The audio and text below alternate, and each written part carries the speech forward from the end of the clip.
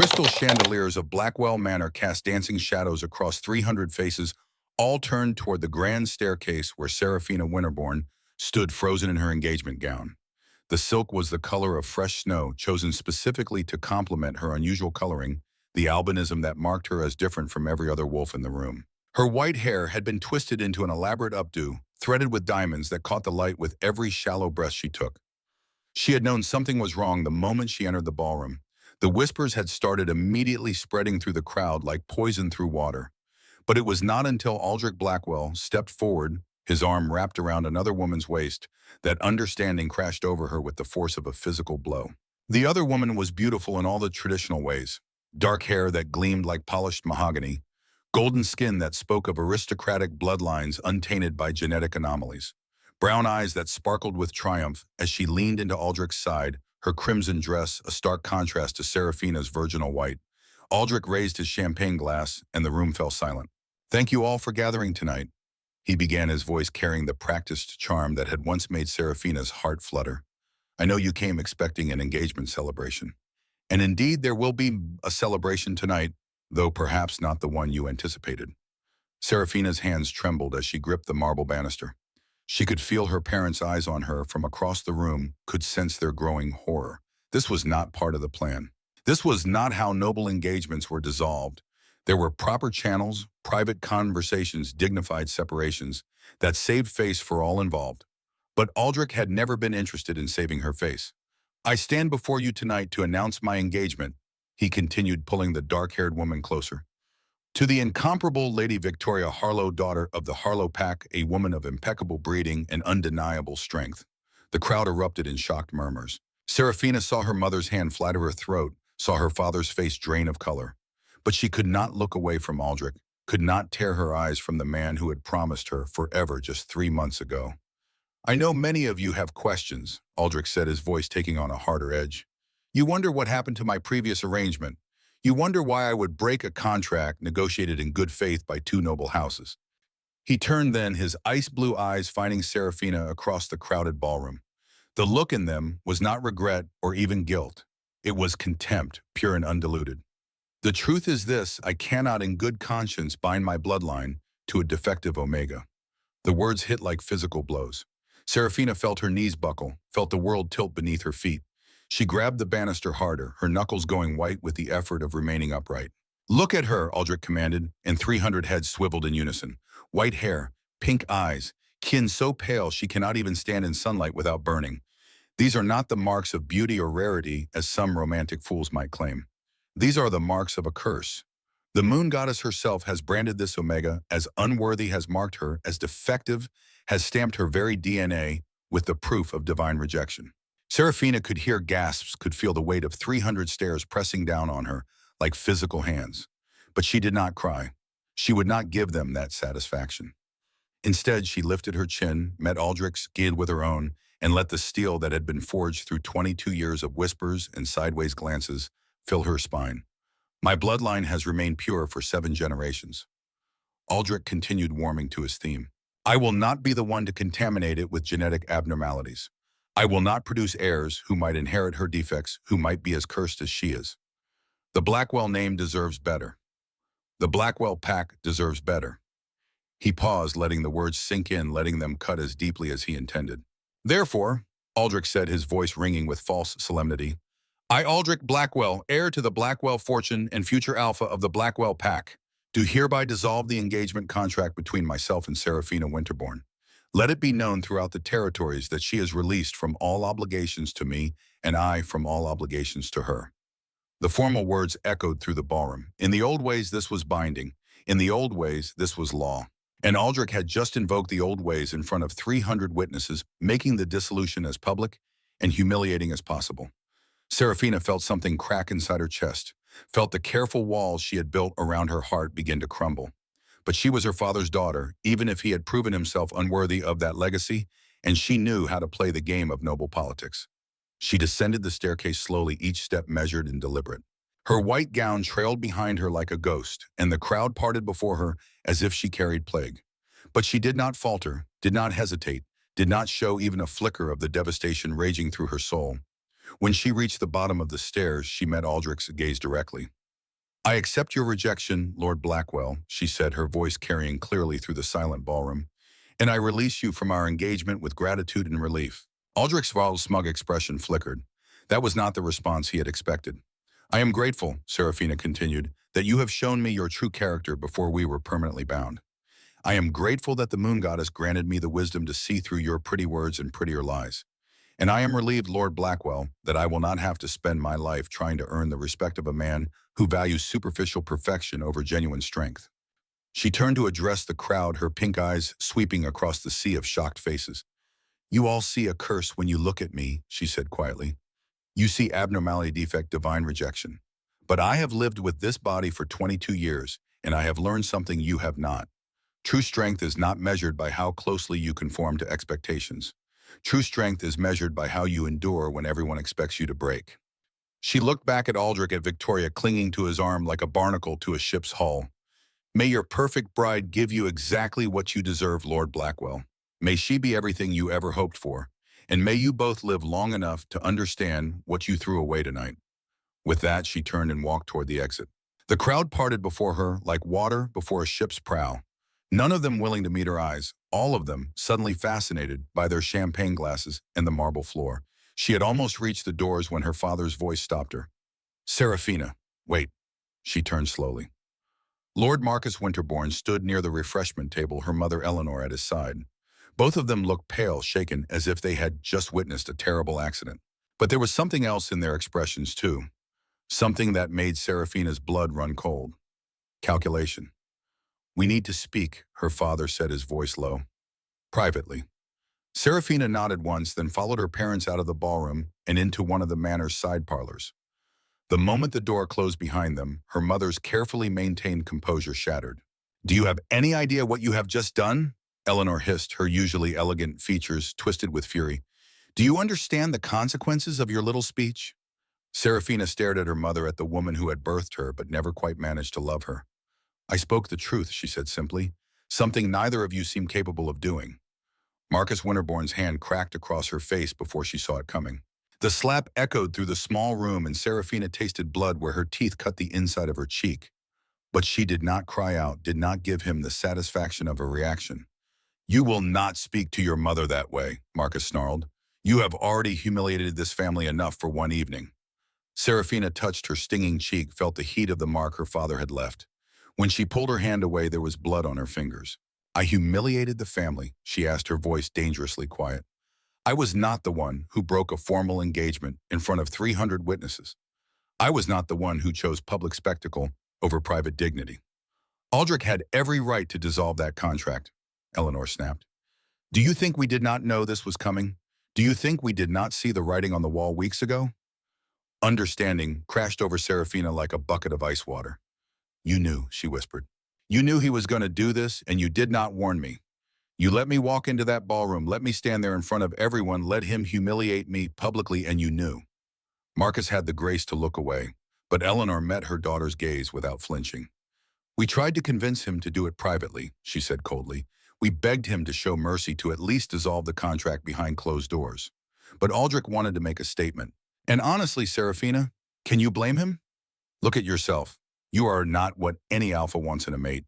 Your albinism makes you weak, sickly, unmarriageable. We were lucky to secure the Blackwell contract in the first place." "Lucky," Serafina repeated hollowly. "You sold me to a man who despised me, and you call that lucky?" "We did what we had to do to save this family," Marcus interjected. "The Winterbourne fortune has been declining for years. We needed the Blackwell alliance, needed their money and their connections. But Aldrich changed his mind, and there is nothing we can do about it now." "Nothing you can do," Serafina said slowly, "except blame me for his cruelty." "You brought this on yourself," Eleanor said sharply. "If you had been more accommodating, more pleasant, more willing to overlook Aldrich's minor indiscretions, perhaps he would not have looked elsewhere." "Minor indiscretions." Serafina's voice rose despite her best efforts to remain calm. "He has been sleeping with Victoria Harlow for months. He claimed her before even breaking our engagement. That is not a minor indiscretion, Mother. That is betrayal. And you think any other alpha would treat you better?" Eleanor laughed, the sound bitter and sharp. "You think your albinism does not matter. You are delusional child, you are damaged goods, and everyone knows it. The words should have hurt. They should have cut deep, should have shattered what remained of Serafina's composure. But instead, she felt something else rising up inside her, something hard and cold and utterly unbreakable. If I am so damaged, she said quietly, then why do you care what happens to me now? Marcus and Eleanor exchanged glances. There it was again, that calculation, that careful weighing of options that had nothing to do with love or family and everything to do with profit. Aldrich made us an offer, Marcus said finally, $5 million to break the engagement contract cleanly with no legal challenges or public disputes. Serafina felt the ground shift beneath her feet. You sold me, she whispered. You took money to let him humiliate me publicly. We took money to solve our financial crisis, Marcus corrected. The Winterbourne estates are mortgaged to the hilt. We owe creditors across 3 states. That $5 million keeps us solvent for another year, maybe 2 if we are careful. So you sacrificed your daughter's dignity for 2 years of solvency. We did what we had to do to survive, Eleanor said flatly. And now you need to do the same. You have 24 hours to pack your things and leave the estate. After that, you are no longer welcome here. We cannot afford to feed and house an Omega with no marriage prospects and no value to the family name. The room spun. Serafina grabbed the back of a chair to steady herself, her mind racing to process what she was hearing. You are throwing me out, she said, the words barely a whisper. Your own daughter, you are throwing me out with nowhere to go and no resources to survive. You are 22 years old, Marcus said, his voice devoid of emotion. Old enough to make your own way in the world. We have given you an education, a home, everything you needed to reach adulthood. What you do with those gifts is no longer our concern. Serafina looked at her parents, really looked at them, perhaps for the first time in her life. She saw the lines of stress around her father's eyes, the pinched worry in her mother's expression. But she also saw the relief. They were relieved to be rid of her, relieved to no longer carry the burden of a defective daughter, relieved to trade her dignity for cold hard cash. I see, she said finally. Then I will be gone by morning. She turned toward the door, but Eleanor's voice stopped her one last time. Do not contact us again, Serafina. Do not write, do not call, do not show up begging for help. As far as this family is concerned, you no longer exist. We have already begun telling people that you chose to dissolve the engagement, that you ran away to avoid the shame. It is better this way, better for everyone. Serafina did not respond. There was nothing left to say. She walked out of the parlor through the empty hallways of what had been her childhood home and up the stairs to her bedroom. The sounds of the continuing party drifted up from below. Apparently, Aldrich's engagement to Victoria was proceeding nicely. Apparently, 300 guests had decided that public humiliation was no reason to waste good champagne. She packed mechanically, choosing practical items over sentimental ones. Warm clothes for the December cold. Sturdy boots. Her grandmother's necklace, the only piece of jewelry she owned that was truly hers. A few books. Some cash she had saved from birthday gifts over the years, maybe $3,000 total. Not nearly enough to start a new life, but more than nothing. As she worked, her wolf stirred restlessly inside her. The animal had been quiet during the confrontation, shocked into silence by the sudden dissolution of what should have been a sacred bond. But now it was angry, hurt, confused. It wanted to fight, to howl, to make someone pay for the pain radiating through their shared soul. But Serafina pushed the wolf down, forced it into submission. There would be time for rage later. Right now, she needed to focus on survival. She was closing her suitcase when she heard the voices in the hallway outside her room. 2 men speaking in low tones that carried through the heavy wood door. Are you certain she is the one? The first voice was unfamiliar, rough with age and cigarettes. Absolutely certain. The second voice made her blood run cold. It was Aldrich. White hair, pink eyes, albinism. She is exactly what Graves is looking for. And you are sure she has the bloodline. Her grandmother was moon-blessed. The trait runs dormant in most of the family, but Serafina shows all the physical markers. Graves will pay top dollar for her. 20 million is a lot of money. 20 million that I will split with you 60-40 after you deliver her. All you have to do is grab her during the chaos when she leaves the estate. Everyone will assume she ran away out of shame. No one will look for her. And even if they did, Malachi Graves does not leave witnesses. Serafina's heart stopped. Malachi Graves. She knew that name. Everyone in supernatural circles knew that name. He ran the largest Omega trafficking ring in North America, specializing in rare bloodlines and unique genetics. Omegas who entered his operation were never seen again, sold to the highest bidder for breeding programs, or worse. And Aldrich had just sold her to him. "When do you want me to take her?" the first man asked. "Give it 6 hours. Let her get clear of the estate. Let her think she escaped cleanly. Then grab her somewhere isolated. The mountains north of here are perfect. No witnesses, no cameras, no help for miles. Consider it done." Their footsteps retreated down the hallway, leaving Serafina frozen in her room, her packed suitcase sitting on the bed like a monument to her naivety. She had thought this night could not get worse. She had thought the worst thing that could happen was public humiliation and family rejection. She had been wrong. Moving quickly now, she grabbed her suitcase and her coat.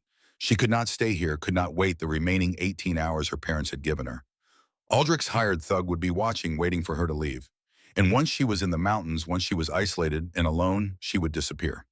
Another Omega lost to Graves operation, another file marked closed by authorities who did not care enough to look. She slipped out through the servants' entrance, avoiding the main hallways where party guests still mingled. The December air hit her like a slap, cold enough to burn her sensitive skin, even through her coat. She pulled her hood up, hiding her distinctive white hair, and started walking. She had no plan beyond getting away from the estate, away from Aldrich's reach. She walked for hours through the dark streets of Aspen, her suitcase growing heavier with each step. The temperature dropped as midnight approached, the cold seeping through her coat and into her bones. By 3 in the morning, she had reached the mountain road that led out of town. Her fingers and toes were numb, and her breath came in gasping clouds of vapor. She knew she should stop, should find shelter, should come up with an actual plan. But fear drove her forward, kept her moving even when her body screamed for rest. She did not see the black SUV until it was too late. It came around the curve too fast, headlights blinding, and Serafina stumbled backward off the road. Her foot caught on loose gravel and she went down hard, her suitcase flying from her grip. The SUV screeched to a halt. Doors opened. Heavy footsteps approached. Serafina scrambled backward, her hands finding purchase on ice-slicked rock. She tried to stand, tried to run, but her legs would not cooperate. The cold had stolen her strength, left her clumsy and slow. A shadow fell over her. She looked up into the scarred face of a man she did not recognize, his expression cold and professional. "Serafina Winterbourne?" he asked, though his tone made it clear he already knew the answer. This was it. This was Aldrich's thug come to collect his prize 6 hours early. She was going to disappear into Graves' operation, going to vanish without a trace, and no one would care enough to look for her. But then a second voice cut through the darkness, this one sharp with command. "Step away from her. Now." The scarred man turned and Serafina saw 3 more figures emerging from the SUV. These were not Aldrich's people. These were something else entirely. They moved with predatory grace, their eyes reflecting the moonlight like animals, their combined presence radiating enough power to make the air itself feel heavy. The scarred man must have sensed it too because he backed away slowly, his hands raised in surrender. "I was just checking if she needed help," he said, his voice steady despite the obvious lie. "Then consider your assistance no longer required," the second voice said. "Leave, now, before I decide you are worth the paperwork." The scarred man did not need to be told twice. He practically ran back to whatever vehicle had brought him, leaving Serafina alone with her unexpected rescuers. One of them approached slowly, his hands visible and empty. He was tall, built like someone who had spent centuries honing his body into a weapon. But his face was carefully neutral, his expression more concerned than threatening. "Are you injured?" he asked, his voice gentler than she expected. Serafina tried to speak, tried to form words, but her teeth were chattering too hard. The adrenaline was wearing off, leaving nothing but bone-deep cold and exhaustion. The man made a decision. He stripped off his coat and wrapped it around her shoulders, the fabric still warm from his body heat. Then he simply picked her up, suitcase and all, and carried her toward the black SUV like she weighed nothing. "Who are you?" Serafina managed through her chattering teeth. The man smiled, and there was something almost kind in his expression. "My name is Draven," he said, "and you Serafina Winterbourne and are under the protection of the Nightborn dynasty now." She wanted to ask what that meant, wanted to demand answers, wanted to know if she had just traded one nightmare for another. But the warmth of the SUV and the exhaustion of the night dragged her under before she could form the questions. The last thing she remembered was the smooth hum of the engine and the sensation of being carried somewhere far from the life she had known. When she woke, everything would be different. When she woke, her real trial would begin. But for now, wrapped in a stranger's coat and cradled in unfamiliar arms, Serafina Winterbourne let herself rest. Serafina woke to warmth, not the artificial heat of central heating or the suffocating press of too many blankets, but genuine warmth that seemed to seep into her bones and chase away the lingering chill of the mountain night. For a moment, she kept her eyes closed, unwilling to face whatever new reality awaited her. The events of the previous night felt distant, almost dreamlike. Surely she had not been publicly humiliated, disowned by her family, and nearly kidnapped all in the span of 12 hours. But the unfamiliar softness beneath her body and the scent of cedar and leather in the air told her otherwise. This was not her childhood bedroom with its pale purple walls and collection of first edition novels. This was somewhere else entirely. She opened her eyes. The room was magnificent. Expansive glass walls dominated one side, offering a view of Denver's skyline that made her breath catch. The sun was rising, painting the city in shades of gold and amber, and from this height, the world looked clean and orderly and impossibly far away. The bed she lay in was enormous, dressed in charcoal silk sheets that felt like water against her skin. The furniture was all dark wood and clean lines, expensive, in the way that whispered rather than shouted wealth. A door opened and a woman entered carrying a silver tray. She was in her 40s with auburn hair, pulled back in a neat bun, and kind brown eyes that crinkled at the corners when she smiled. She wore medical scrubs beneath a white coat and a stethoscope hung around her neck. "Good you are awake," the woman said, setting the tray on the bedside table. "I was beginning to worry. You have been asleep for 14 hours. Serafina sat up slowly, her body protesting the movement. Every muscle ached, and her skin felt raw from the cold exposure. "Where am I?" Her voice came out rough, scratchy from disuse. "Empire Tower, Denver. The 60th floor, to be precise. My name is Dr. Margaret Sterling. I am the royal physician for the Nightborn family." The woman poured tea from a porcelain pot, the steam rising in delicate spirals. "You were suffering from early-stage hypothermia when they brought you in. Nothing life-threatening, but enough to require monitoring. How do you feel?" "Confused," Serafina admitted, accepting the cup of tea. The warmth felt good against her palms. "Royal physician, Nightborn family, I do not understand." Margaret smiled, but there was sympathy in her expression. "I imagine you have many questions. But first drink that tea and eat something. You have not had a proper meal in over 24 hours, and I cannot release you to face the king on an empty stomach." The king. The words sent a chill through Serafina that had nothing to do with hypothermia. She had heard whispers of the Nightborn dynasty, of course. Everyone in supernatural circles had. They were the wolves who had turned their pack into an empire, who controlled 7 Western states through a combination of ruthless business acumen and ancient alpha authority.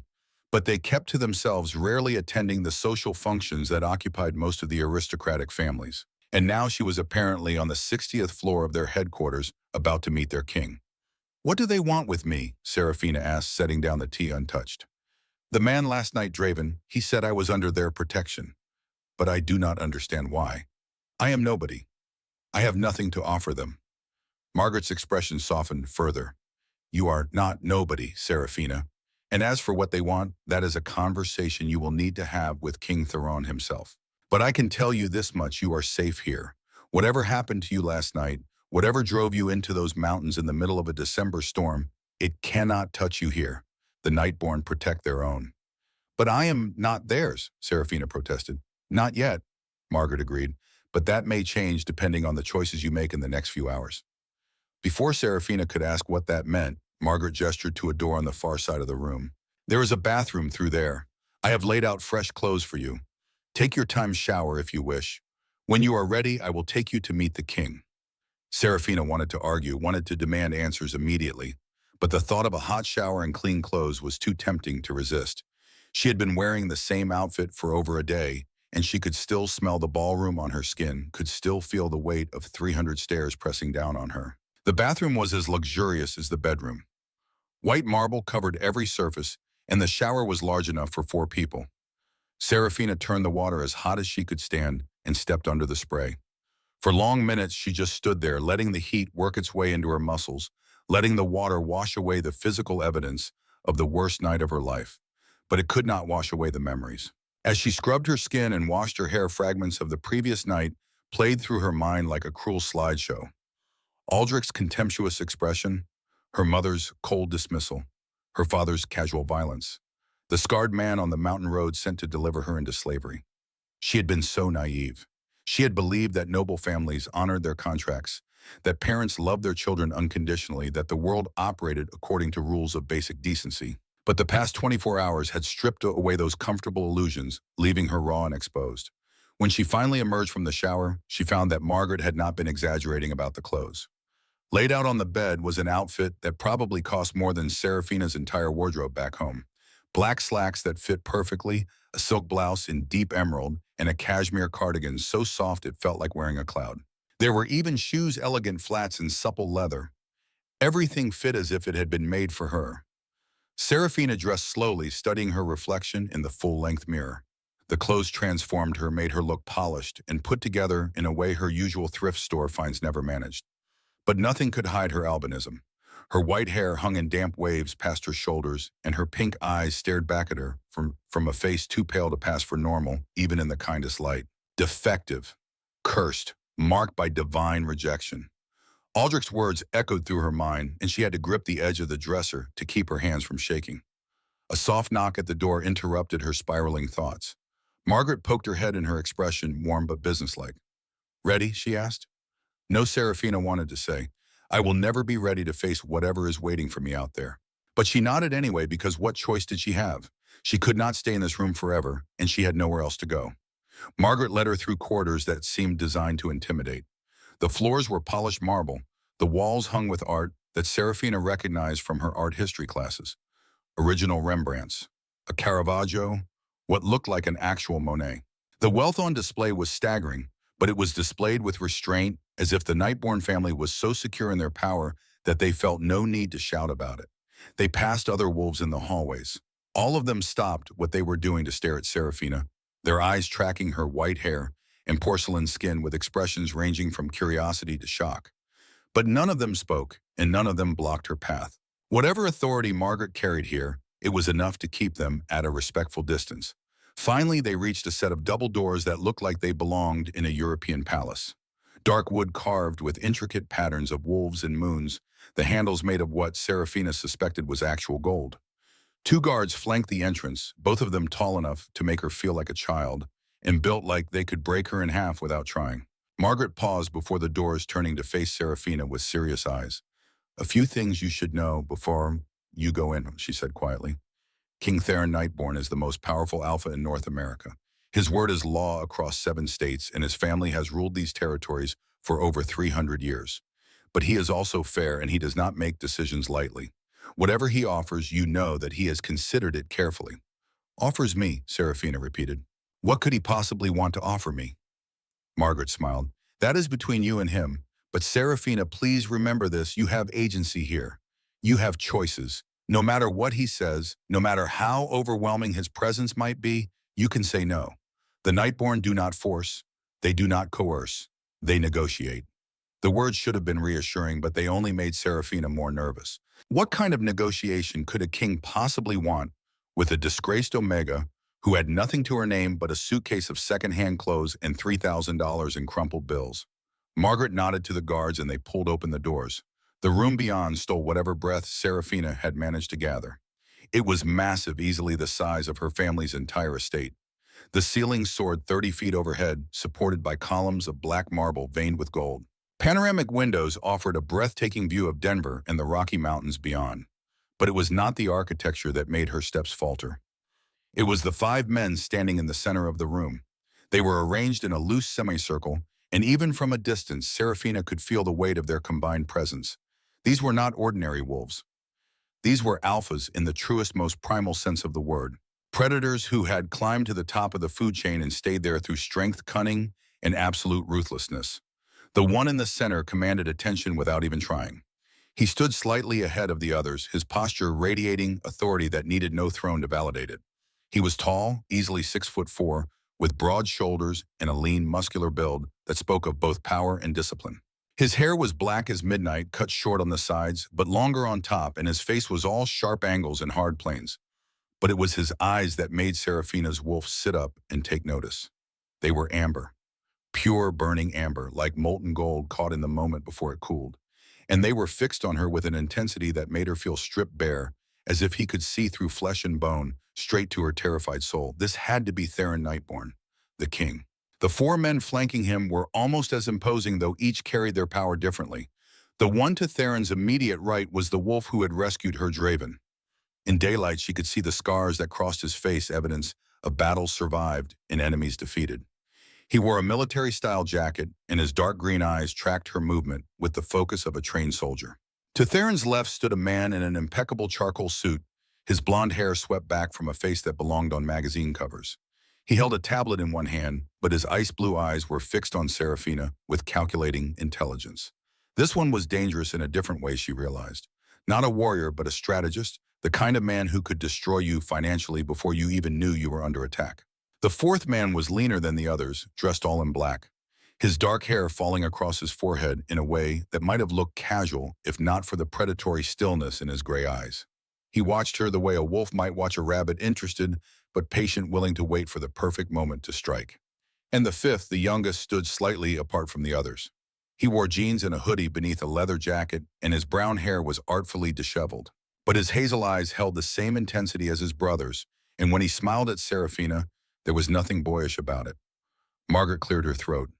"Your Majesty, may I present Serafina Winterborn?" Theron stepped forward, and Serafina's wolf whimpered inside her mind. Every instinct screamed at her to bare her throat, to drop her eyes, to show submission to this apex predator. But she had already been on her knees once in the past 24 hours, already been humiliated in front of witnesses. She would not do it again. So she lifted her chin and met Theron's gaze directly, even though it felt like staring into the sun. Something flickered in those golden eyes. Surprise, perhaps, or approval. It was gone too quickly for her to be certain. "Miss Winterborn," Theron said, and his voice was exactly what she expected. Deep, commanding, the kind of voice that made you want to obey before your conscious mind even processed the words. "I am Theron Nightborn. These are my brothers, Draven, whom you have already met, Lysander, our financial strategist, Corvus, our intelligence director, and Zephyr, our technology specialist." Each man inclined his head as he was introduced, but none of them spoke.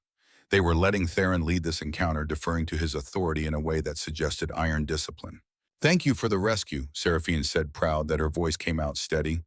"And for the medical attention. I appreciate your hospitality, but I do not want to impose any longer. If someone could call me a taxi, I will be on my way." "On your way to where?" Theron asked, his tone genuinely curious. The question hit harder than it should have. Serafina opened her mouth, then closed it again. She had no answer. Her family had disowned her. Her engagement was broken. Her meager savings would not last more than a few weeks, and her employment prospects as an Omega with no connections and unusual coloring were effectively zero. "That is what I thought," Theron said, but there was no mockery in his tone. "Please sit. We have much to discuss." He gestured to a grouping of leather chairs near the windows. Serafina hesitated, every survival instinct warning her that this was a trap, that powerful men did not rescue homeless Omegas out of the goodness of their hearts. But what choice did she have? She was 60 floors up in a building full of wolves who could stop her before she reached the elevator. She sat. Theron took the chair directly across from her, his brothers arranging themselves in a loose circle around them. The positioning was deliberate, Serafina realized. She was surrounded, cut off from any escape route, facing the most powerful alpha in 7 states, with no leverage and no allies. "I will be direct," Theron said, leaning forward slightly. "We have been watching your family for several weeks. Our intelligence network is extensive, and when we heard rumors of an Omega with moon-blessed bloodlines being forced into an engagement, we became interested." Serafina blinked. "Moon-blessed, my grandmother may have had some distant connection to that lineage, but I am hardly—" "Your grandmother was not distantly connected," Corvus interrupted, his voice smooth as silk and twice as dangerous. "She was a direct descendant of the last known moon-blessed pack. The trait runs dormant in most carriers, but you, Miss Winterborn, show all the physical markers. Your albinism is not a defect. It is a gift." The words should have felt like vindication, but they only made Serafina more wary. If the Nightborn thought she had value because of some ancient bloodline, they were going to be disappointed. "Even if that is true," she said carefully, "I have no special abilities. I cannot shift. I have no unusual strength or speed. I am just an ordinary Omega who happens to have white hair." "Cannot shift or have not shifted?" Lysander asked, speaking for the first time. His voice was crisp, educated, the tone of someone used to being the smartest person in the room. "There is a significant difference." Serafina thought about lying, then decided against it. These men had clearly done their research. They would know if she tried to deceive them. "I have never shifted," she admitted. I have felt my wolf sensed her presence, but the transformation has never come. My parents spent thousands of dollars on specialist healers, shamans. None of them could explain why. Because you were never in enough danger for your wolf to feel the need to emerge, Theron said. Moon-blessed wolves do not shift for convenience or sport. They shift when their power is required, when the situation demands more than human form can provide. Your wolf has been waiting, Seraphina, waiting for the moment when you would need her most. The certainty in his voice made her want to believe him. But she had spent 22 years being told she was defective, and belief did not come easily anymore. Why does any of this matter to you? She asked bluntly. What do you want from me? Theron leaned back in his chair, his expression becoming unreadable.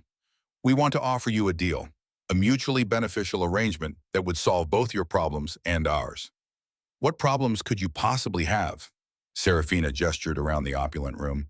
You rule 7 states. You have more wealth than most small countries. What could I offer you? The same thing every powerful dynasty needs, Theron said simply.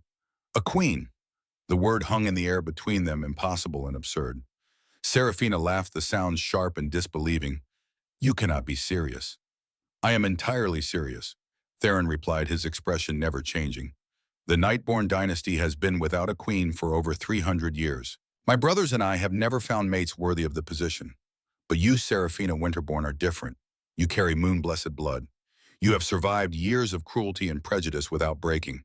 You have strength you do not even recognize yet. And most importantly, you are unclaimed. Because no one wants me, Seraphina said bitterly. Because I am defective. Because they are fools. Draven interjected, his scarred face fierce. They looked at you and saw weakness. They saw your coloring and assumed inferiority. But we see potential. We see power waiting to be unlocked. We see a queen. Seraphina shook her head, trying to process what she was hearing. This had to be some kind of elaborate joke, or worse, a trap. Men like the Nightborn did not offer queenship to disgraced Omegas they had just met. What are the terms, she asked, because even if this was insane, she needed to understand what they were actually proposing. 5 days, Theron said. You will undergo 5 trials, one administered by each of my brothers and myself. These trials will test different aspects of your character, your strength, your adaptability. If you pass all 5, we will formalize your position as Queen of the Nightborn territories. You will have wealth, protection, power, everything you need to build whatever life you choose. And if I fail, then we will pay your family's debts, give you sufficient funds to start over wherever you wish, and part ways with no hard feelings. It sounded too good to be true, which meant it probably was. Seraphina studied Theron's face, looking for the catch, for the hidden cruelty that would reveal this as another humiliation waiting to happen. What kind of trials? She asked slowly. That would spoil the surprise, Zephyr said, speaking for the first time. His voice was younger than the others, but no less confident. But I can promise you this, none of them will cause permanent harm. You will be challenged, pushed to your limits, maybe beyond what you think you can handle. But we will not break you. That is not our goal. Then what is your goal? To see if you are strong enough to stand beside us, Theron said simply. To see if you can handle the weight of queenship, the demands of ruling an empire, the pressure of being mated to 5 alphas, who will expect absolute honesty, absolute trust, and absolute commitment. There it was, the catch. Mated, Seraphina repeated slowly, as in all 5 of you, at the same time. Eventually, yes, Theron confirmed, though the bonding process would be gradual based on your comfort level. We are not monsters, Seraphina. We will not force you into anything you are not ready for. Seraphina's mind raced. This was insane. This was beyond insane. But the alternative was going back out into the world alone with no money, no connections, and a bounty on her head from Malachi Graves' trafficking ring. Why should I trust you? She asked. You are strangers. For all I know, this is just another trap, another way to use me and discard me when I am no longer valuable. You should not trust us, Corvus said, his gray eyes meeting hers without flinching. Not yet. Trust must be earned, and we have done nothing to earn yours. But consider this, we have already invested significant resources in finding you, rescuing you, and ensuring your safety. If we simply wanted to use you, there are far more efficient ways to accomplish that goal. We are offering you a choice, Miss Winterborn. We are offering you agency in your own fate. That alone should tell you something about our intentions. He was right, and Seraphina hated that he was right. These men could have simply taken what they wanted. They were powerful enough, wealthy enough, connected enough to make her disappear without consequence. But instead, they were negotiating. They were offering terms. I need time to think, she said finally. Of course, Theron agreed easily. But I should inform you of one additional detail. Our intelligence network intercepted communications between your former fiancé and Malachai Graves. There is currently a $20 million bounty on your head. Graves' people are actively searching for you, and while you are safe here in Empire Tower, the moment you step outside our protection, you become a target. Ice flooded Serafina's veins. She had known Aldrich planned to sell her, but $20 million, that was obscene. That was the kind of money that would motivate every bounty hunter and mercenary from here to the Canadian border. So I am a prisoner, she said flatly. You are protected, Theron corrected. There is a difference. You are free to leave whenever you wish, but know that if you do, we cannot guarantee your safety. Graves's operation is extensive and ruthless. They will find you, Serafina, and when they do, your fate will be far worse than anything we could ever subject you to. The threat was delivered calmly, almost kindly, but it was a threat nonetheless. Stay and submit to their trials or leave and risk capture by human traffickers. Some choice. Serafina looked around the circle of alpha faces searching for any hint of deception or cruelty, but all she saw was patience. They were giving her time to process, time to think, time to make an informed decision. It was more respect than her own family had shown her. If I agree to these trials, she said slowly, I want conditions. Theron's lips curved into something that might have been a smile. Name them. No permanent marks without my explicit consent. No claiming bites, no bonding until I am ready. Second, if at any point I decide this arrangement is not working, I can walk away with the financial support you promised. Third, you will not use me as leverage against my family or anyone else. Whatever happens between us stays between us. Inada agreed, Theron said immediately. Anything else? I want it in writing, a formal contract legally binding that outlines exactly what you are offering and what I am agreeing to. Lysander will have it drawn up within the hour, Theron said, nodding to his brother. You will have time to review it, to have independent counsel examine it if you wish. We want you to feel secure in this arrangement, Serafina. Coercion benefits no one. It was reasonable. It was more than reasonable. It was everything she should want from a negotiation with people who held all the power. But something still nagged at her, some instinct warning her that this was too easy, too perfect. Why me? She asked one more time. There are thousands of Omegas in North America. Surely some of them have moon-blessed bloodlines. Why go to such lengths for someone you have never met? The five brothers exchanged glances, some silent communication passing between them. Finally, Theron spoke, and for the first time she heard genuine emotion in his voice. Because we are tired, he said quietly. Tired of political alliances that mean nothing. Tired of Omegas who see only our wealth and power. Tired of superficial connections that satisfy the body but starve the soul.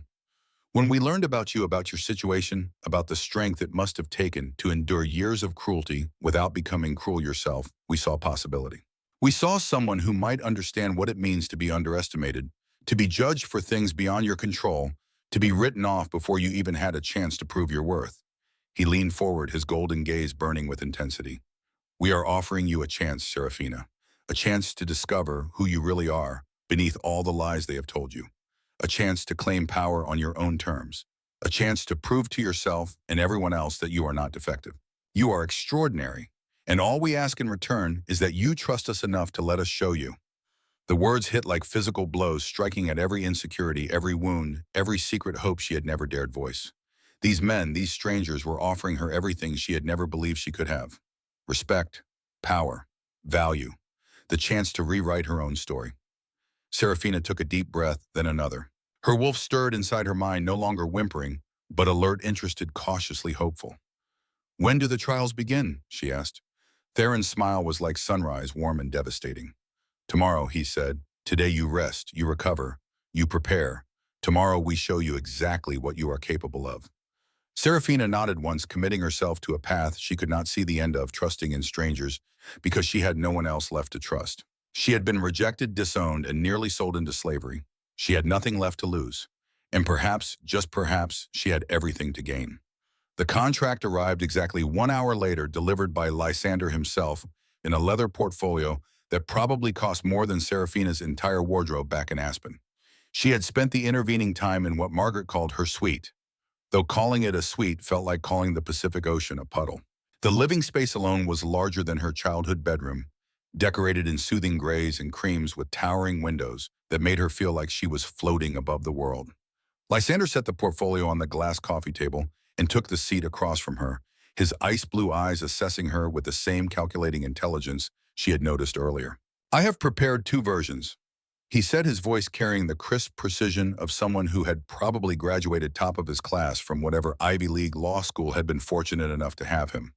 One is comprehensive, approximately 40 pages outlining every possible contingency and legal protection. The other is simplified, 5 pages covering the essential terms we discussed. Which would you prefer to review first? Serafina appreciated that he asked rather than assumed. The simplified version. I can always reference the full contract if I have questions. Lysander's lips curved into something that might have been approval. He extracted a bound document from the portfolio and handed it to her, then settled back in his chair with the patience of someone who had nowhere more important to be. The contract was surprisingly clear, written in language that avoided the usual legal jargon that made most documents incomprehensible. Serafina read through it slowly, her finger tracing each line as she absorbed the terms. The Nightborn brothers agreed to provide full protection from all external threats, including but not limited to Malachi Graves and his trafficking network. They would assume all debts associated with the Winterborn family, though ownership of those debts would transfer to the Nightborn dynasty. They would provide Serafina with a stipend of $10,000 per month during the trial period, no strings attached to be continued, regardless of the outcome. In exchange, Serafina agreed to undergo 5 trials over the course of 5 days, each designed to test different aspects of her character and capabilities. The trials would involve physical, mental, and emotional challenges, though the specific nature of each would remain undisclosed until the moment of testing. She agreed to approach each trial with genuine effort and good faith, to be honest in her responses, and to maintain confidentiality about the Nightborn family's private affairs. Most importantly, the contract explicitly stated that consent could be withdrawn at any time.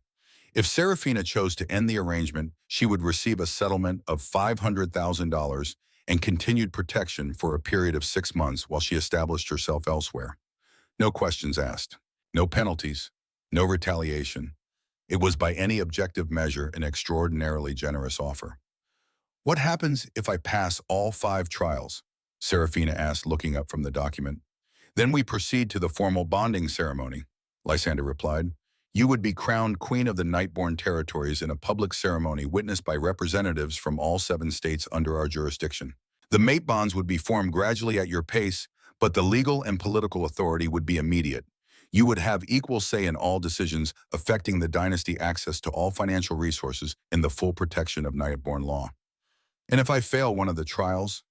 "That depends on which trial and the nature of the failure. The trials are designed to challenge you, not to break you. We are looking for potential, not perfection.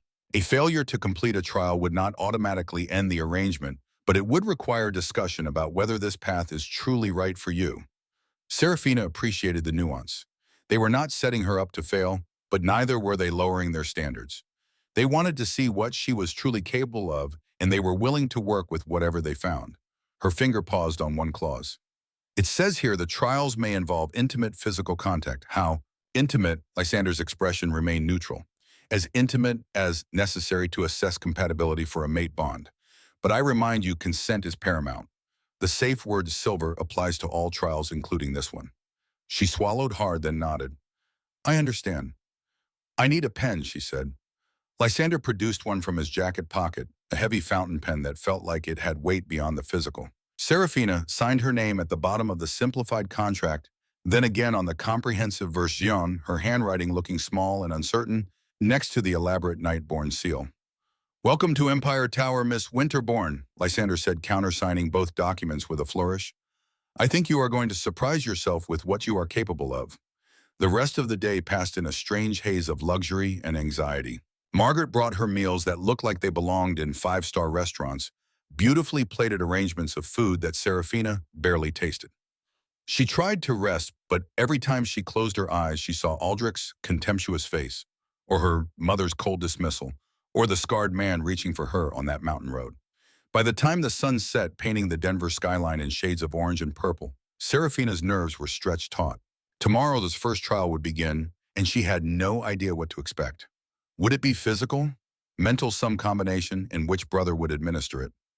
The answer came with a knock on her door at precisely 8 in the evening. She opened it to find Theron standing in the hallway dressed more casually than she had seen him earlier. He wore dark jeans and a charcoal sweater that did absolutely nothing to hide the powerful build beneath, and his wolf-bright gaze tracked her face with an intensity that made her want to look away. "May I come in?" he asked, his voice polite, despite the fact that this entire floor probably belonged to him. Serafina stepped aside, gesturing him into the suite.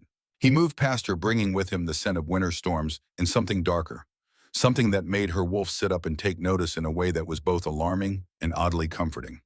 "I wanted to check on you," Theron said, taking a seat on the couch and indicating that she should join him. "The first trial begins tomorrow at 8 in the morning. I will be administering it personally." Of course it would be the king himself. Why start with anything less than maximum intimidation? "What will the trial involve?" Serafina asked, perching on the opposite end of the couch as far from him as the furniture allowed.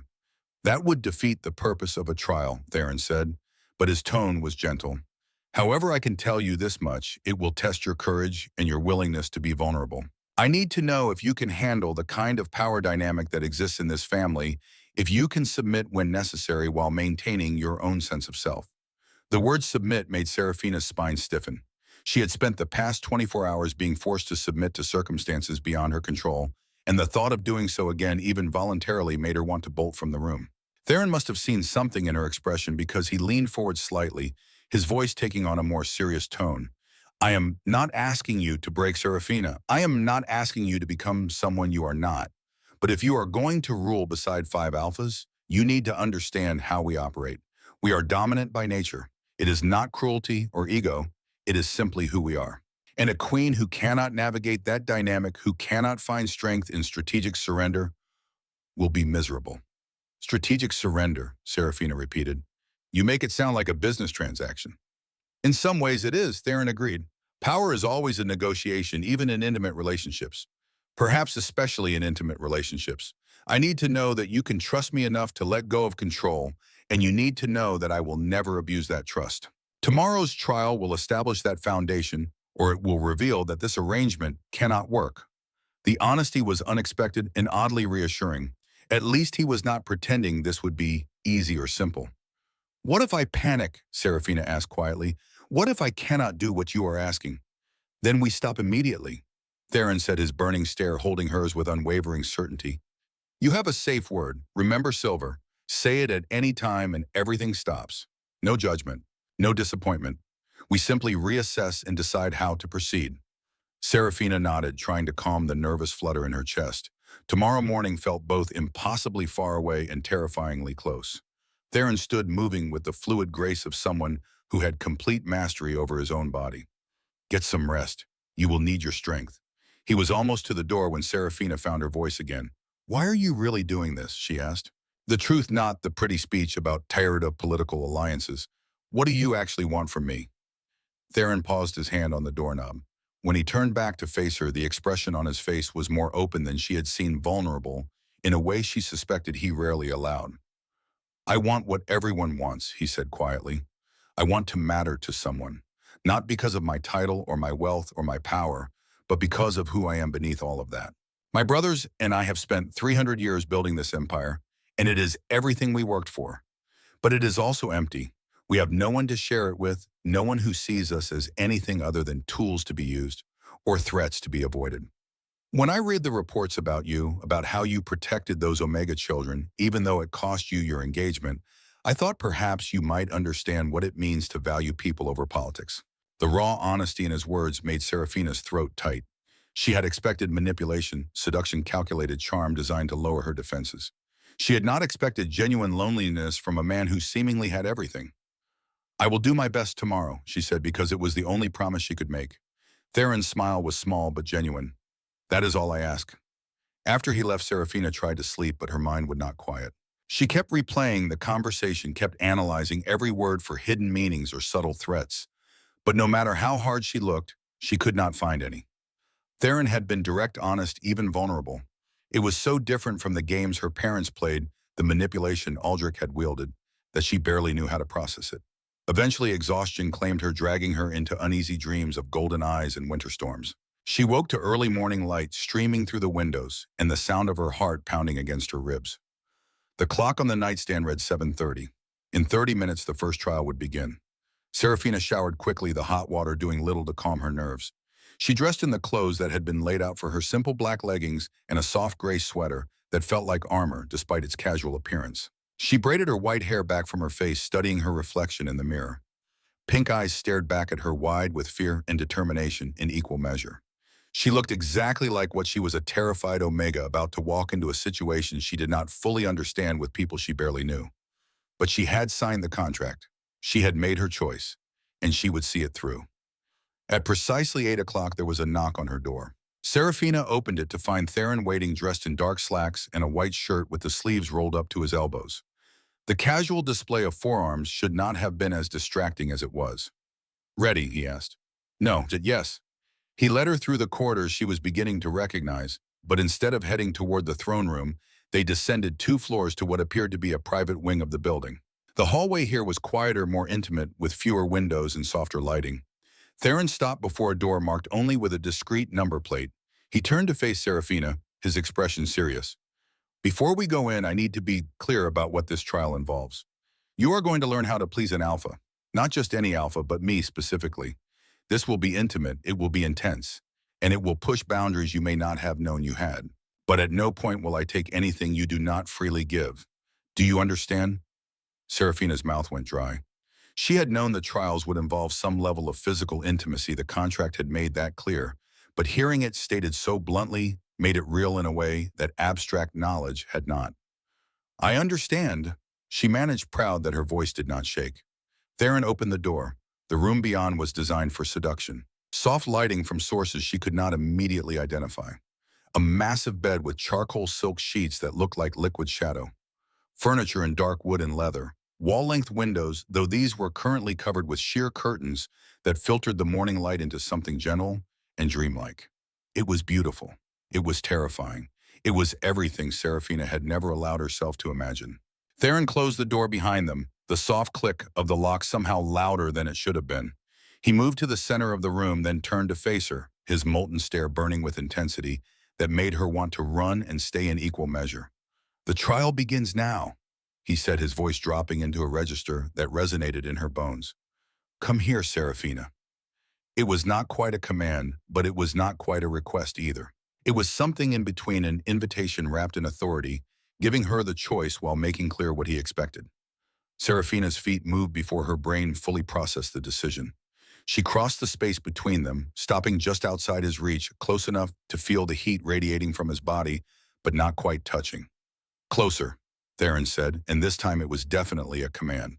She stepped forward until they were nearly chest to chest, until she had to tilt her head back to maintain eye contact. This close, she could see flecks of gold in his amber eyes, could smell the winter storm scent of him, could feel the carefully controlled power in the way he held himself perfectly still. "Do you know what submission truly means?" Theron asked, his voice low and intimate. "It is not weakness. It is not defeat. True submission is the conscious choice to grant someone else authority over your pleasure, your responses, your control. It is an act of profound trust and tremendous courage. And that is what I am asking from you today. Not blind obedience, not mindless compliance, but conscious, deliberate surrender." His hand came up slowly, telegraphing his movement, giving her every opportunity to step back. When she did not, his fingers traced the line of her jaw, the touch feather-light but burning nonetheless. "I am going to touch you," Theron said, his eyes never leaving hers. "I am going to teach you what it means to be pleasured by an alpha who sees your value. And you are going to let me, not because you have to, but because you choose to. Because you want to discover what it feels like to be worshipped rather than merely tolerated." Serafina's breath caught. No one had ever spoken to her like this, as if she was something precious and powerful rather than damaged and disposable. It was intoxicating and overwhelming and utterly terrifying. "May I kiss you?" Theron asked the question, so simple and yet so loaded with meaning. This was it. This was the moment where she either committed fully to this insane arrangement or ran for the door. Every rational part of her brain screamed that this was too fast, too much, too dangerous. But there was another part, smaller and quieter, but growing stronger, that wanted to know what it felt like to be chosen rather than settled for. "Yes," Serafina whispered. Theron's smile was devastating. Then he lowered his head and claimed her mouth with a gentleness that left her unsteady. The kiss started soft exploratory, his lips moving against hers with patient thoroughness. But when Serafina made a small sound of pleasure, something shifted. Theron's hand slid into her hair, tilting her head to deepen the kiss, and suddenly there was nothing gentle about it. He kissed her like he was trying to consume her, like he had been waiting for this moment far longer than the 2 days since they met, like she was oxygen and he had been drowning. Serafina's hands came up to grip his shoulders, needing something to anchor her as the world tilted beneath her feet. She had been kissed before fumbling attempts by boys who thought they deserved her body because her family owed theirs money. But this was different. This was a man who knew exactly what he was doing, who could read every tiny response and adjust accordingly, who seemed determined to map every inch of her mouth with devastating precision. When he finally pulled back, they were both breathing hard. Theron's eyes had darkened to molten gold, and there was a flush high on his cheekbones that suggested his control was not as absolute as it appeared. "Beautiful," he murmured, his thumb tracing her kiss-swollen lower lip. "You respond so perfectly, like you were made for this." Before Serafina could formulate a response, Theron stepped back slightly, putting a few inches of distance between them. The loss of contact felt like a physical ache. "I want you to undress," he said, his voice carrying that same command wrapped in invitation tone. "Slowly. Let me see what has been hidden beneath all those layers of shame they tried to bury you under." Serafina's hands trembled as they went to the hem of her sweater. This was so far outside her experience, so far beyond anything she had imagined when she woke up this morning. But she had agreed to this. She had signed the contract. And some part of her, the part that had been screaming silently for 22 years, desperately wanted to know what it felt like to be seen as desirable. She pulled the sweater over her head, revealing the simple white bra beneath. Then she hooked her thumbs in the waistband of her leggings and pushed them down, stepping out of them, and her shoes in one smooth motion that was more awkward than graceful.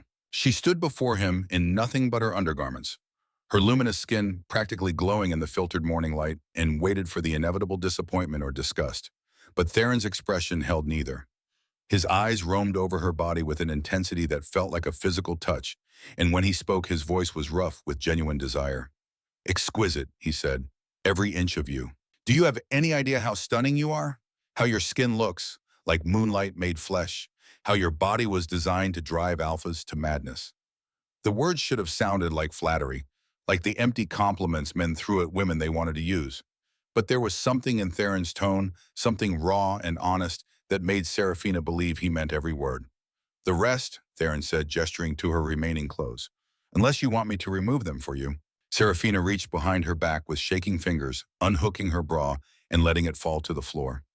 Then she slid her underwear down her legs, stepping out of them with as much dignity as she could manage, while completely naked in front of a fully dressed man who was studying her like she was article.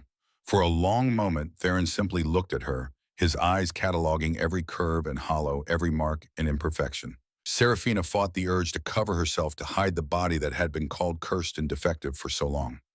"Come here," Theron said, and this time when she obeyed, he caught her hand and led her to the bed. "Lie down, on your back. Let me show you what it means to be treasured." Serafina climbed onto the silk sheets, the fabric cool against her overheated skin. She lay back against the pillows, hyper-aware of her nakedness, of her vulnerability, of the fact that she was completely at this man's mercy. Theron stood beside the bed, still fully clothed, and the contrast between them was almost unbearable. But he was smiling that small, devastating smile that suggested he knew exactly what he was doing and exactly how it was affecting her. "I am going to touch you now," he said, his voice dropping even lower. "I am going to learn every sound you make, every place that makes you gasp, every reaction that tells me I have found something you like. And you are going to let me because this is about your pleasure, not mine. This is about teaching you that you deserve to feel good. Do you understand?" Serafina nodded, not trusting her voice. "I need to hear you say it," Theron pressed. "I understand," Serafina whispered. "Good girl." The words should not have sent heat flooding through her body. But they did, and when Theron's hand finally made contact with her skin, tracing a path from her collarbone down to her hip, with agonizing slowness, Serafina forgot every reason why this was a terrible idea. All she could focus on was the sensation of being touched, like she mattered, like she was worth taking time with, like her pleasure was the most important thing in the world. Theron's hands were everywhere and nowhere, tracing patterns on her porcelain skin that made her arch involuntarily off the silk sheets. He started at her collarbone, his fingers following the delicate line of bone down to where her pulse hammered visibly beneath pale skin, then lower, mapping the curve of her breasts with a reverence that made her breath catch. "You are trembling," he observed, his voice a low rumble that seemed to resonate in her chest. "Are you cold?" "No," Serafina managed, her voice barely above a whisper. She was burning, every nerve ending, alight with sensations she had never experienced before. "Afraid, she considered lying, then remembered the contract. Honesty was required. "A little." "Good," Theron said, and his smile held approval rather than mockery. "Fear sharpens the senses, makes you present in the moment. Just do not let it control you. You are safe here, Serafina. Whatever happens in this room, you are safe." His mouth replaced his hands, lips trailing fire across her skin as he moved lower. When he reached the soft swell of her breast, he paused, looking up at her with those burning eyes. "May I?" he asked, the question so simple and yet so profound. Serafina nodded, then remembered what he had said earlier. "Yes, please." The first touch of his mouth on her sensitive flesh made her gasp, her hands flying up to tangle in his dark hair. Theron made a sound of approval, his tongue circling the peak before drawing it into his mouth with gentle suction that sent lightning straight to her core. She had touched herself before, of course, in the privacy of her locked bedroom, exploring her own body with curious fingers. But nothing she had done to herself compared to this. Nothing had prepared her for the devastating skill of a man who had centuries to perfect the art of pleasure. Theron worked her methodically, learning what made her gasp versus what made her moan, discovering which touches had her arching into him and which made her try to squirm away from the overwhelming sensation. And through it all, he narrated his discoveries in that deep, commanding voice that made her feel worshipped and utterly exposed in equal measure. "You like this," he murmured against her skin. "The way your breath hitches when I use my teeth just lightly. The way you try to press closer, even though you think you should pull away. Your body knows what it wants, Serafina. Let it have what it needs." His hand slid lower, tracing the curve of her hip, the soft skin of her inner thigh. Serafina tensed, anticipation and nervousness warring in her chest. "Breathe," Theron commanded gently, "and open for me. Let me see all of you." She obeyed, her legs falling open, and heard his sharp intake of breath. "Exquisite," he breathed. "You are already so responsive, so ready. Do you feel that the way your body is preparing itself, welcoming what is to come?" Serafina felt heat flood her face. She knew what he meant, could feel the slickness between her thighs, the ache that pulsed with every heartbeat. It should have been embarrassing. Instead, it was intoxicating. Theron's fingers found her, then exploring with the same methodical thoroughness he had shown the rest of her body. He touched her like he was mapping territory, learning every fold and hollow, discovering which pressures and rhythms made her hips buck involuntarily. When his thumb found the bundle of nerves at her apex pressing with just the right amount of pressure, Serafina cried out, her back arching off the bed. "There," Theron said with satisfaction. "That is the sound I wanted to hear. No more holding back, Serafina. I want every sound, every reaction. Give them to me." He worked her with devastating precision, building pleasure in waves that crashed over her, one after another. Just when she thought she could not take any more, he would shift his angle or change his pressure, finding some new place that made stars explode behind her eyes. "I am going to make you come now," Theron said, his voice rough with his own barely controlled desire. "I want to watch you fall apart. Want to see you lose that careful control you have maintained for so long. Will you give me that, Serafina? Will you let yourself break for me?" She could not form words, could only nod frantically as the pressure built to an impossible peak. And then Theron's mouth was on her, his tongue replacing his fingers, and the world shattered. The orgasm hit like lightning, pleasure so intense it bordered on pain, radiating out from her core to every extremity. Serafina heard herself scream, heard the raw desperation in her own voice, but she could not stop it, could not do anything but ride the waves as Theron worked her through every aftershock with patient skill. When she finally came back to herself, gasping and trembling, Theron was stretched out beside her on the bed, fully clothed, still watching her with an expression of such profound satisfaction that it should have been illegal. "Beautiful," he murmured, brushing damp white hair back from her face. "You are absolutely beautiful when you surrender." Serafina's cheeks burned, but she could not look away from those wolf-bright eyes. There was something in them now, something that had not been there before. Heat, yes, and desire, but also something softer. Something that looked almost like wonder. "That was just the beginning," Theron said quietly. "Now comes the true test. Are you ready to take me, Serafina? All of me, Her eyes went wide as understanding crashed over her. The pleasure had been preparation, a way to relax her body and prove he could be trusted with her responses. But the trial was not complete, not yet. I have never, she started, then stopped cursing herself for stating the obvious. I know, Theron said gently, and I will be careful, but I will not lie to you. This will hurt at first. Your body is not made to accommodate an alpha, especially not on the first time. But the pain will fade, and if you trust me, I will make sure pleasure follows quickly after. He stood, then finally beginning to undress. Serafina watched as he revealed the body he had kept hidden beneath civilized clothing. He was magnificent, all lean muscle and controlled power scars crossing his chest that spoke of battles survived. And when he pushed his pants down, freeing himself from the constraint of fabric, Serafina felt genuine fear mixed with the anticipation pooling in her belly. He was huge, impossibly large. There was no way he would fit. Theron must have read her expression because he smiled not unkindly. It will fit. Your body was made for this, even if it does not believe it yet. Trust me, Serafina. I will not hurt you more than necessary. He returned to the bed, settling between her thighs with a grace that made her mouth go dry. His hand came up to cup her face, forcing her to meet his eyes. Look at me, he commanded. Stay with me. I want to see those pink eyes when I claim you, want to watch you realize that you are mine now, ours. Forever. Forever. The word echoed in her mind as she felt him position himself at her entrance, the thick head pressing against her opening. She tried to relax, tried to remember to breathe, but her body tensed involuntarily. Breathe, Theron reminded her, his voice patient, despite the strain she could see in his expression. In through your nose, out through your mouth. That's it. Good girl. He pushed forward, just the tip breaching her entrance, and Serafina gasped at the burning stretch. It was too much, too intense, and every instinct screamed at her to push him away. But Theron held still, giving her body time to adjust his free hand, moving between them to find that sensitive bundle of nerves again. The dual sensation, pleasure and pressure, pain and promise, was overwhelming. More, he said, and pushed deeper.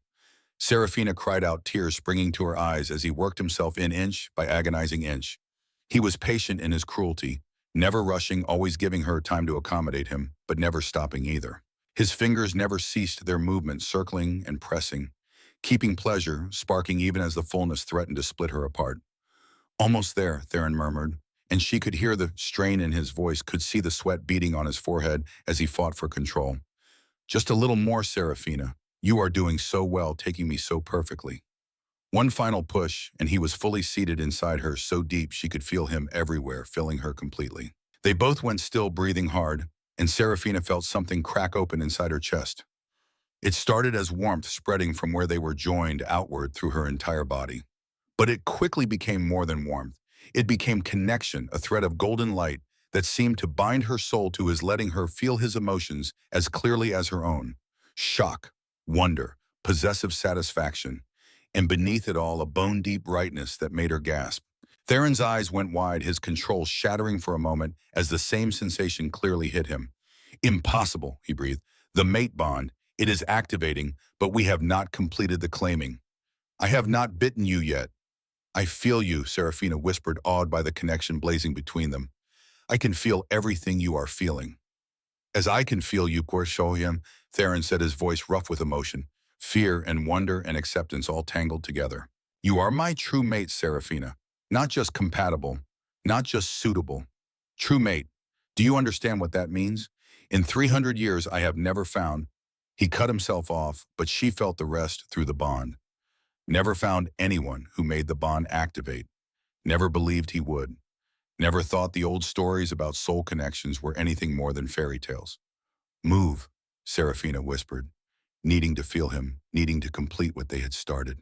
Please, Theron, move. He obeyed, withdrawing slowly before pushing back and establishing a rhythm that started gentle but gradually built in intensity. The pain faded with each stroke, replaced by pleasure that built and built until Serafina was moving with him, lifting her hips to meet his thrusts, chasing something she could feel hovering just out of reach. Come for me, Theron commanded, his voice breaking on the last word as his own control fractured. Come with me, Serafina.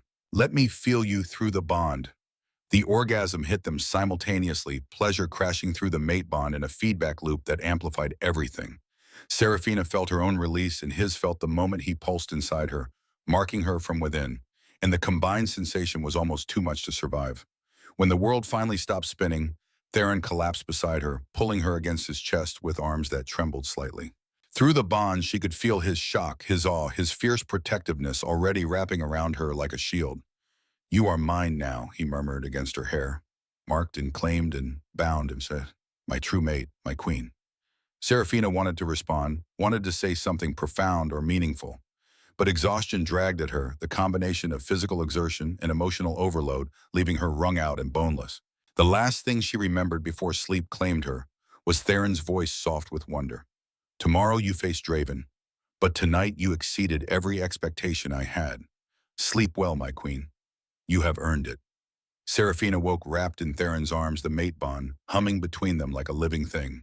Through it, she felt his contentment, his possessive satisfaction, his fierce protectiveness, but also his acceptance that she would face his brothers next.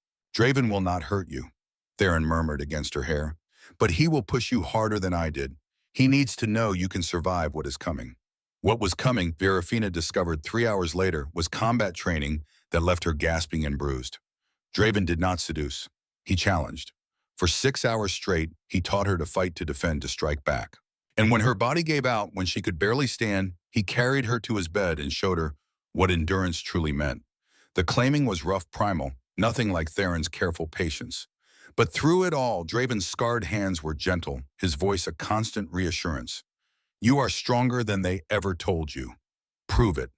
When the second mate bond snapped into place, Draven's shock mirrored Theron's. Another true mate. Impossible. Perfect. Lysander's trial was psychological warfare disguised as a business negotiation. He presented Serafina with impossible scenarios: save the Omega children or protect the dynasty's finances. Choose between political alliances or personal loyalty. Every answer revealed something about her character, her priorities, her ability to rule. "You cannot save everyone," Lysander said, his ice-blue eyes unreadable. "A queen must make choices that break her heart but save her people." The intimacy came after, when Serafina had proven she could think strategically, even while his fingers worked between her thighs, even while pleasure threatened to shatter her concentration. She passed, barely, and earned her third mate bond. Corvus tested trust. He blindfolded Serafina, bound her wrists with silk, and asked her to surrender completely. Not to pain, never pain, but to vulnerability, to being seen in ways she had never allowed anyone to see her. "Your parents taught you to hide," Corvus whispered in the darkness. "I am teaching you to be known." He learned every fear, every secret, every shame she carried, and then he worshipped each one, showing her that being fully seen did not mean being rejected. The fourth bond formed in tears and gasping relief. The final trial was all 5 brothers together. Not sex, though that came after, but something deeper. Zephyr orchestrated it, his technological wizardry, creating a simulation where Serafina had to lead them, trust them, coordinate their vastly different strengths to save a pack under attack. She failed twice, learned, adapted, and on the third attempt she did not just pass. She excelled. Afterward, in a tangle of limbs and mate bonds, singing in perfect harmony, the 5 brothers claimed their queen completely. The pleasure was transcendent, amplified fivefold through their connections, until Serafina shattered apart and was remade as something new, something powerful. 2 months later, Serafina stood before 2,000 witnesses in a ceremony that was broadcast across 7 states. She wore white again, but this time it was armor, not surrender. Her albinism was not hidden, but celebrated her moon-blessed heritage, proclaimed from every screen. The coronation was followed by the formal mate bond ceremony, where all 5 brothers marked her throat with claiming bites that would scar beautifully. The crowd roared approval. But the real victory came 3 weeks later, when Serafina used her new authority to dismantle Malachi Graves' trafficking operation. 47 Omegas were rescued, including 3 moon-blessed. Her parents' debts were called and their estates seized. Aldrich was exiled from all Nightborn territories. Justice served cold. Serafina rested her hands on her swollen belly, feeling the triplets move inside her. The doctor said it was rare: 3 babies from 3 different fathers conceived simultaneously through the mate bonds. Theron's daughter, Draven's son, Lysander's son. The remaining brothers were already planning the next round, competitive as ever. "You exceeded every expectation," Theron said, pulling her against his chest on the penthouse balcony. Below, Denver sparkled in the twilight. Their empire, their territory, their future. Through the mate bonds, Serafina felt her other 4 mates nearby, Draven training security forces, Lysander in negotiations with the other dynasties, Corvus managing intelligence networks, Zephyr revolutionizing their technology. And at the center of it all, holding them together, making them stronger, her. The defective Omega, who became a queen. The cursed albino who was moon-blessed all along. The rejected girl who found 5 true mates in an empire to rule. Seraphina smiled, feeling her wolf stir beneath her skin. Soon she would shift for the first time. Soon her children would be born. Soon the Nightborn dynasty would enter a golden age. But for now, she simply stood in her mate's arms and watched the sun set over the territory she had claimed as her own. She was enough. She had always been enough. And everyone who said otherwise could burn.